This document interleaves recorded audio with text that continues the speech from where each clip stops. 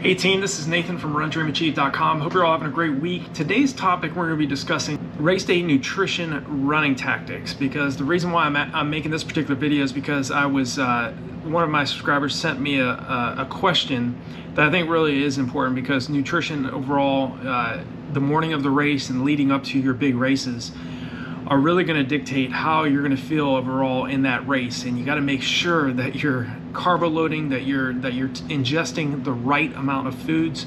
But he did have a great question. He said, how often did you have a gel during the marathon race? Every 5 kilometers? Did you carry these in a running pouch or belt?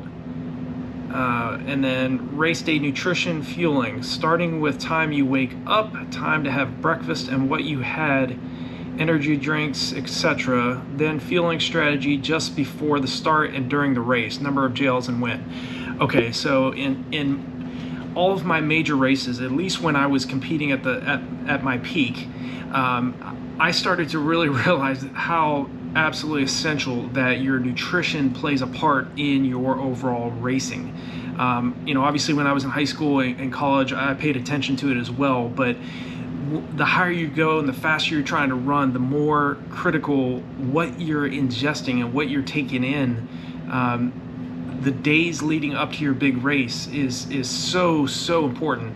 And in terms of the first question, okay, the first question, how many gels did I take during the marathon race? Normally I would take anywhere between 3 and 4 gels per marathon. There are some cases where I've run across athletes that actually want to take far more than that during the race. And again, you want to practice ingesting sugar and taking in that type of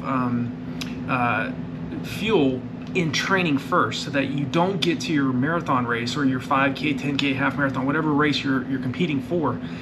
You don't want to get in the race and make the mistake of taking in too much, having not practiced that prior to your big race. So normally, yeah, I would take in between 3 and 4 per marathon.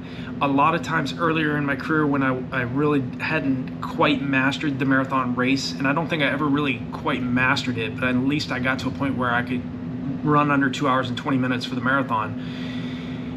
The focus was always taking in more calories, the most calories that I could take in, that I could manage in the race.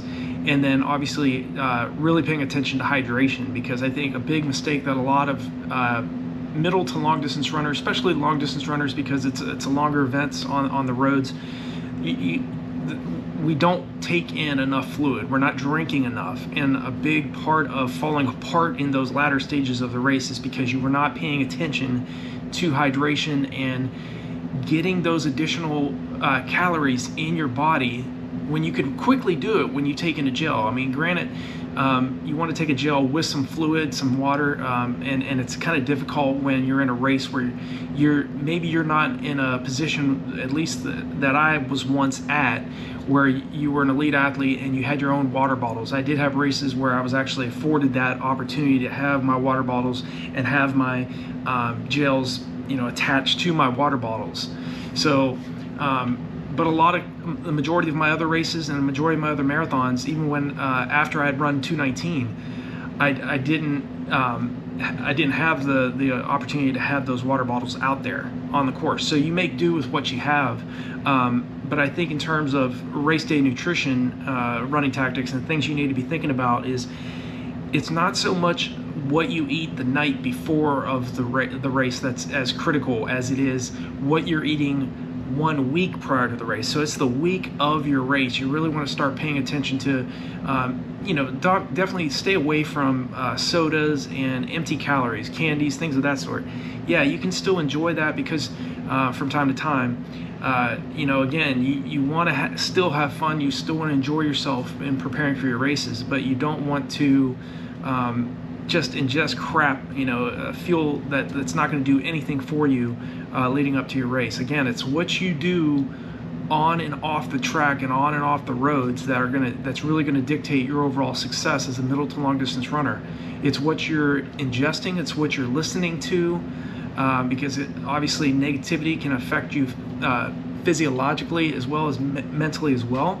So it's very important to make sure that you're surrounding yourself with the right people, the right associations, you're listening to the right material and not listening to negative news and other crap that's not going to really help you in the long run. Again, it's what we do overall that's going to dictate how successful we are as runners. And so I paid attention to all those things as well. In terms of nutrition, the things that I did over the years, I followed, definitely carbed up, ate a lot of pasta, salads, any type of food really that had a lot of protein. If you're a meat, I did try to, especially when I focused on increasing my protein intake, either taking I took protein shakes on numerous occasions, obviously leading into my big marathons, lean meats, nuts, any type of food that's going to contain that protein that you need to prepare you for your big races. So those are some of the things in terms of the gel question that I focused on in my marathons.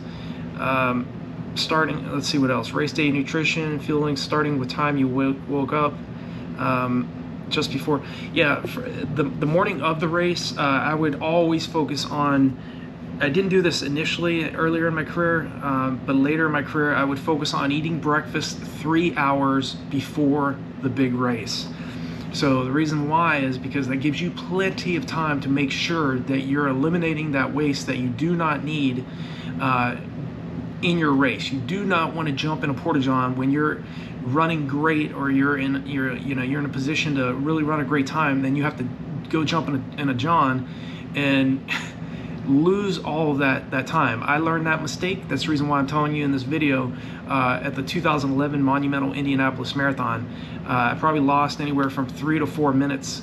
I was running with the leaders of that race at around mile 16 or mile 17. I had to jump in a porta-john, and ended up finishing 5th overall. I did what I had to do, jumped out, and then was chasing the leaders the rest of the way. And I finished in a time of 2:26:42, which is my second fastest marathon behind the 2:19:35 I ran at the 2007 California International Marathon. So definitely I would recommend at a minimum 2 hours prior to, but preferably 3 hours. I did it more toward 2 hours, a little before 2 hours before the start of that race, and it cost me. So do not make that mistake. Make sure in terms of your race day nutrition that you're making sure that you're having your breakfast preferably about 3 hours prior to that big marathon. That way you have no, your stomach's going to be completely cleared out. You're going to be good to go.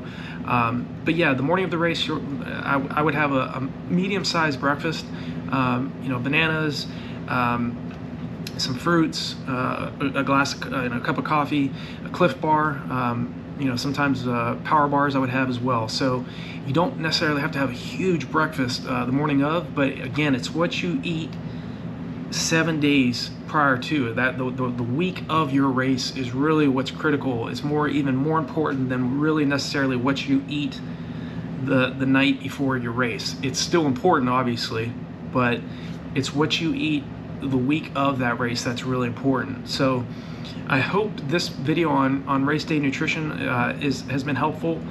Feel free to leave me a comment if I didn't cover something as in-depth as you'd like, or if you have a question or a comment or a topic you want me to cover in my next video. If you're brand new to the channel, hit that subscribe button, hit the bell icon so when I make new videos you'll be notified. And if you can, please give me a like on this video. It helps the channel grow, it helps the algorithm, YouTube algorithm, and more people see this video.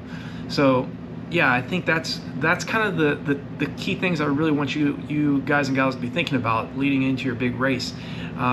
Again, you steer clear of empty calories, anything like sodas and candies, things that really are not going to benefit you leading up to your big race.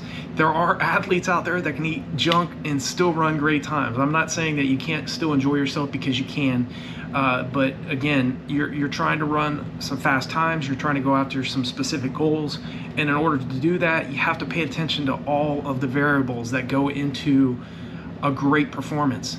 There's a big difference between mediocre, average, great, and superior at what you're doing, and going after something, going after a really difficult goal takes a lot of time and effort on and off the track, but it's not just the anaerobic training we do and the aerobic running we do preparing for our races. It's what we're doing on and off the track and on and off the roads that's really going to pay the biggest highest return on your investment. So really pay attention to your nutrition.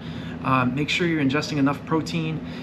Protein is very critical for muscle rehabilitation, and after all those long runs that you're doing and those tempo workouts and the track sessions, your muscles definitely are damaged. So you want to make sure that you're ingesting enough protein and the right foods.